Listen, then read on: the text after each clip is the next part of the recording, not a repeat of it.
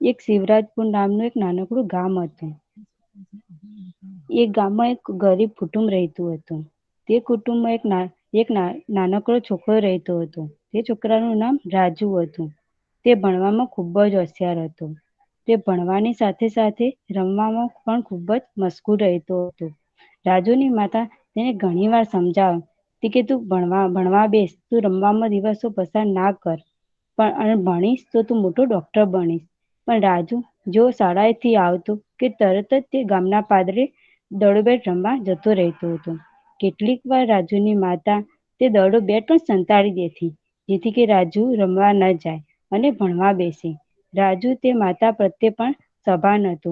તે માની વાતમાં સાંભળતો હતો અને પછી રમીને આવ્યા પછી તે ભણવા બેસી જતો હતો. એક દિવસ એવો આવ્યો કે રાજુની માં તેને છોડીને આ દુનિયામાંથી વિદાય લઈ લે છે. ત્યારે રાજુ ખૂબ જ દુઃખી થઈ જાય છે અને તેની માતા પ્રત્યેની સહાનુભૂતિ અને માતાની યાદમાં તે ખૂબ જ દુઃખી થાય છે.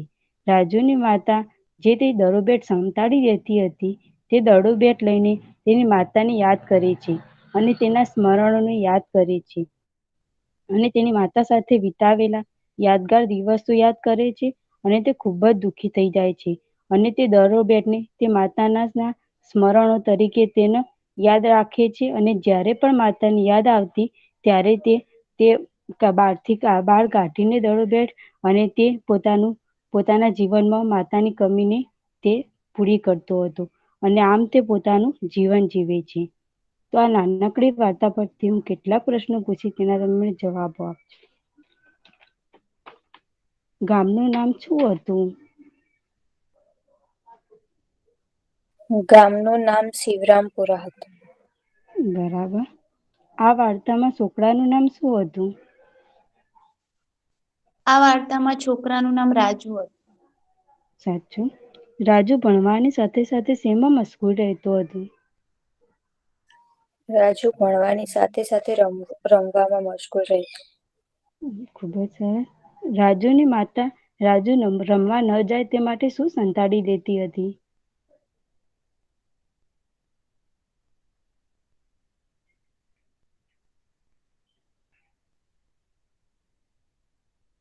રાજુની માતા રાજુ રમવા ન જાય તે માટે દડો બેટ સંતાડી દેતી હતી. ગુડ. આ વાર્તામાં શેની વાત કરવામાં આવી છે?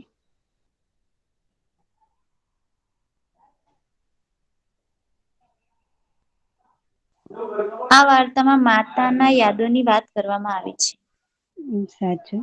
તો આપણે આજે એવો જ પાઠ ભણીશું જેનું નામ છે રેફરન્સ બુક.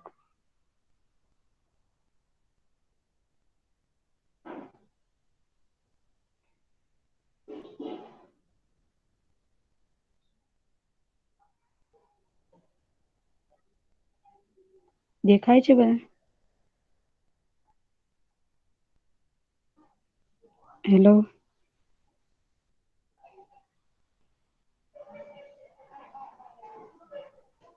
હેલો. હા, દેખાય છે. તો આજે પાઠ ભણીશું રેફરન્સ બુક, જેના લેખક છે ઇજ્જતકુમાર ત્રિવેદી. આજે પણ મને બાપુજી કરતા બા બહુ યાદ આવે છે. બાપુજી તો સાવ નાના હતા ત્યારે જ ગુજરી ગયેલા. હું 15 વર્ષનો થયો ત્યાં સુધી તો બા હતા. કુટુંબમાં હું અને એક બેન એમ અમે બે જ ભાડંડા હતા. ભાડંડા એટલે કે ભાઈ બહેન.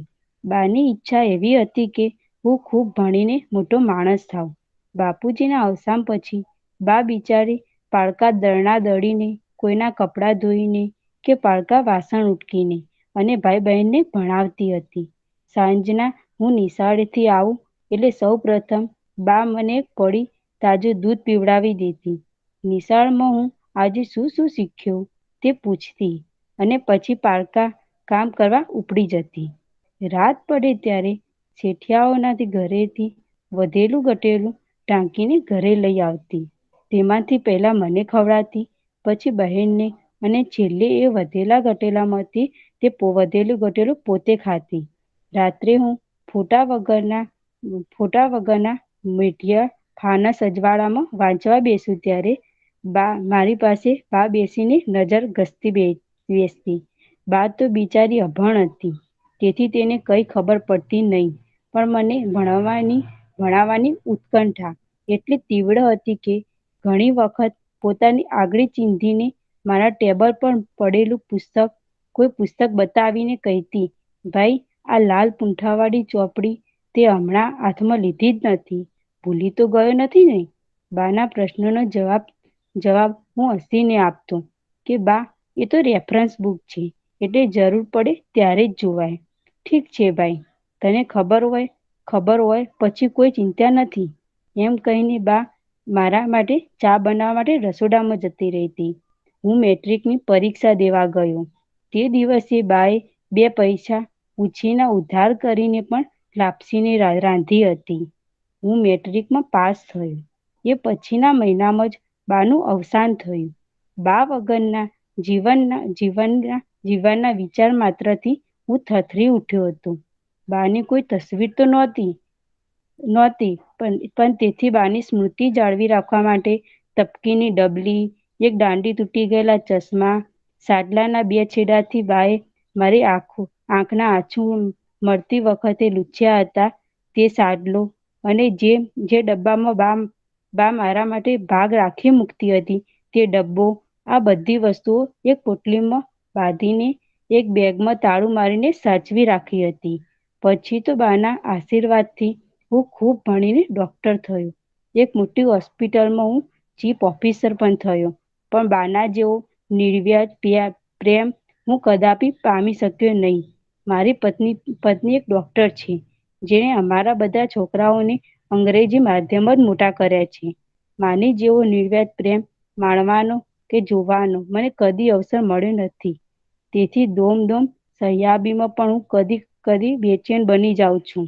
ત્યારે છાનો માનો પેલો બેગ ખોલીને બાની સ્મૃતિઓ પેલી પોટલી વધીને બેસું છું.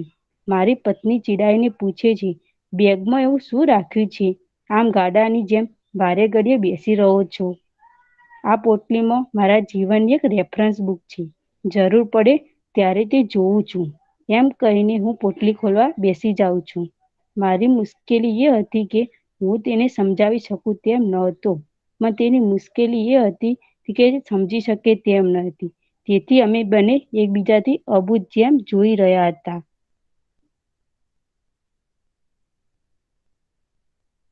તો આ પાઠમાં કહેવામાં આવ્યું છે કે માતૃપ્રેમની એક તીવ્ર ઝંખના અનુભવાય છે.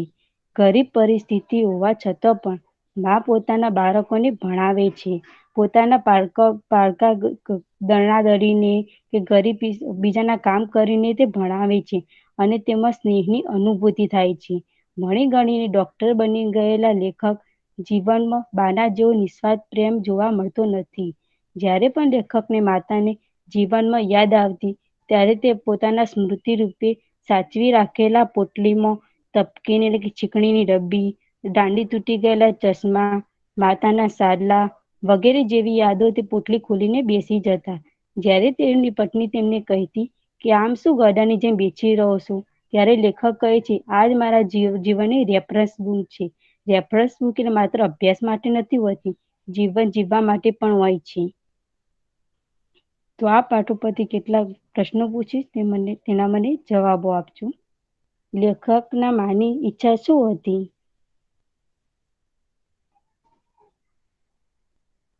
લેખકના માની ઈચ્છા લેખકને ભણી ગણીને મોટો માણસ બનાવવાની હતી. સાચું. લેખકની મા તે ભાઈ બહેનને શું કામ કરીને ભણાવતી હતી?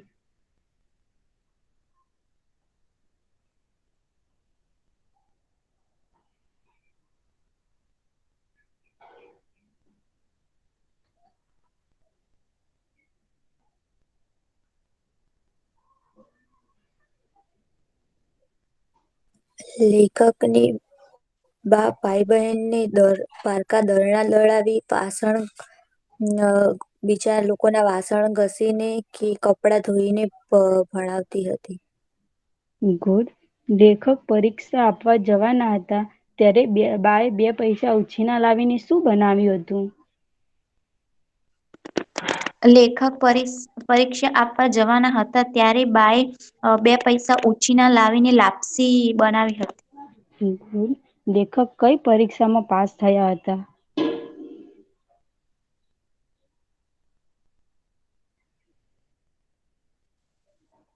લેખક મેટ્રિકની પરીક્ષામાં પાસ થયા હતા.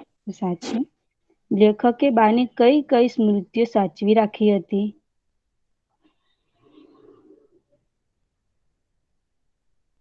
લેખકે બાની એક દાંડી તૂટી ગયેલા ચશ્મા, છીંકણીની ડબ્બી, જે સાડી વડે લેખકની બાએ લેખકના આંસુ લૂછ્યા હતા તે સાડી બધું એક ડબ્બામાં ભરીને સાચવી રાખ્યું હતું.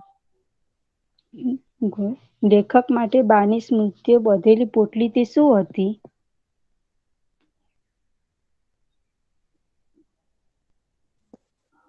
લેખક માટે લેખક માટે બાની સ્મૃતિઓ બાંધેલી પોટલી એક રેફરન્સ બુક હતી. સાચું. થેન્ક યુ વિદ્યાર્થી મિત્રો, તમે મારા પ્રશ્નના યોગ્ય જવાબ આપ્યા તે બદલ આભાર.